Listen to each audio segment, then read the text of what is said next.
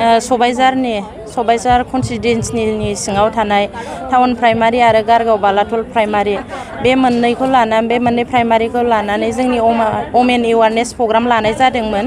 बेयावहाय गोबां आइजोफ्रा बाहागो लादों। मानो होनोबा दिनै जोंनि UPPL दोलोआ प्रमद बर'नि सरकारा गोबां आइजोफोरनि थांनानै थानायनि सुबिदाखौ होदों।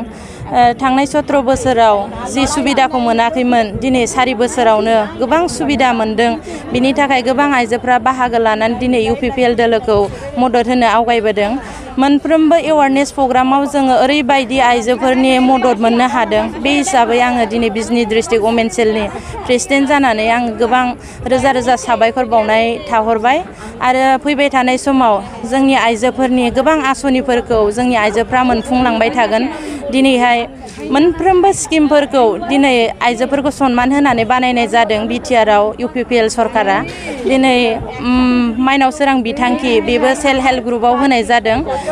फार्स्ट फेज हिसाबै जोङो 25,000खौ मोनफ्रोमबो सेल्फ हेल्प ग्रुपआव होनो हायाबाबो खमसे खम मोनसे समस्तियाव 180 सेल्फ हेल्प ग्रुपनो जोङो होनो हानाय जाबाय आरो सेकेन्ड फेज थार्ड फेज गोबां जों बेबायदिनो होलांबाय थागोन। आरो बेबायदिनि गेजेरजोंनो दिनै आइजोफ्रा आवगायबोदों। जेरैहाय अनसाय बिथांखि बेखौबो जोङो सासे आइजोनि जाय आइजोआ दखान होनानै बा फिसा गला होनानै जिउ खुंगासिनो बिनि थाखाय जोङो 5,000 अनुदान होनाय जादों। बेखौबो जों गोबां समस्तियावनो होनो हानाय जादों। आरो बेबायदिनो आइजोनि आसनि हिसाबै गोर्बोबती महिलानि थाखाय दिनै मासाव 1,000 सोनानै होनाय जादों। बिनि थाखायबो दिनै गोबां आइजोफोरनो जों होनो हानाय जादों। आरो बेबायदिनो पिग मिसन, गटारि मिसन, पल्ट्रि मिसन आरो सेरिकालसारनि थ्रुयैबो जों गोबां आइजोफोरनो सुबिदा होनो हानाय जादों। आरो बड'लेण्ड हेन्दलुम मिसननि थ्रुयै जों मोनफ्रोमबो समस्तियावनो खमसे खम 6-7टा हेन्दलुम क्लास्टार जों गायसननो हानाय जादों।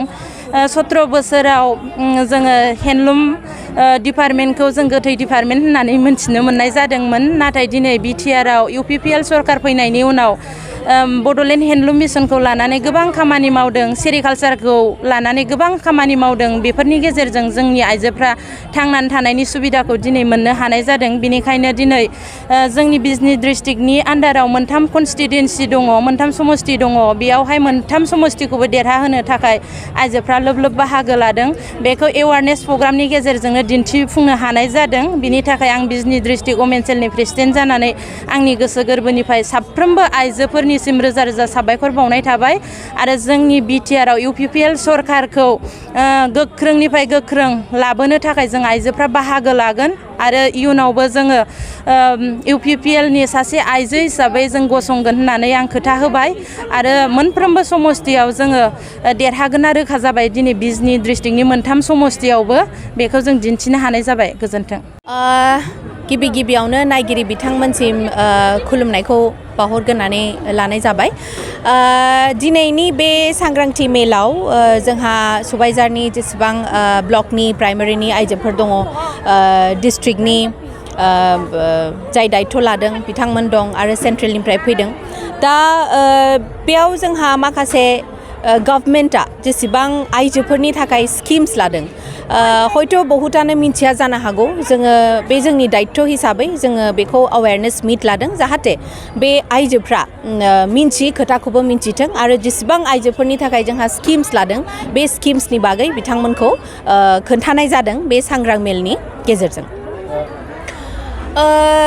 गोहोआथ' दिनै न'खर सालायनो हादोंबाथ' जोंहा समाज सालायनो हानायनिबो गोहोआ जथेस्थ' दङ। आरो जोङो सानो इयुनाव जोंहा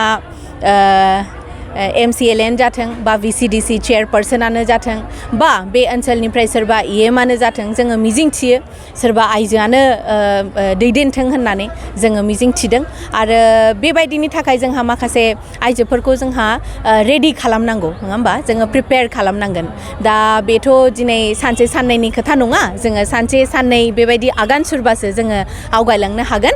गतिके दा बियो स्टार्टिंथ' अलरेडि जों खालामखाबाय। दायो जोङो नुनो मोनदों आइजोफ्राबो लैहोर लैहोर फैनानै बाहागो लाफैदों। जोङो आइजो बिथांमोननिसिमबो रोजा रोजा साबायखर बावो। आइजो माहारि जोंहा गुबुन गुबुन बिथिङावनो एक्चुअलि आवगायजोब्बाय। दिनै गुबुन गुबुन बिथिङाव दिनै प्लेन सालायनो हादोंब्ला दिनै बियो एक्चुअलि जोङो गाहायाव थायाखै दाबो जोङो नाथाय जों बे मोनसे खोथाखौल' मिथियो जे जोङो जि जायगानिफ्राय जोङो देरबोदों जि जायगानिफ्राय जोङो मोनसे सुजुग मोनबोदों बे रुट्सखौ जोङो बावनो नाङा आरो दा आबादारिनि खेथ्रआवबो बिथिङावबो जोंहा नुनो मोनदों गुबुन गुबुन आइजोफ्रा बाहागो लादों आरो आवगायबोदों आरो जोङो इयुनावबो मिजिंथिदों जे गुबुन गुबुन जोङो ट्रेनिंनि गेजेरजों जोङो आइजोफोरखौ आरो गोख्रों बानायनो हाबावगोन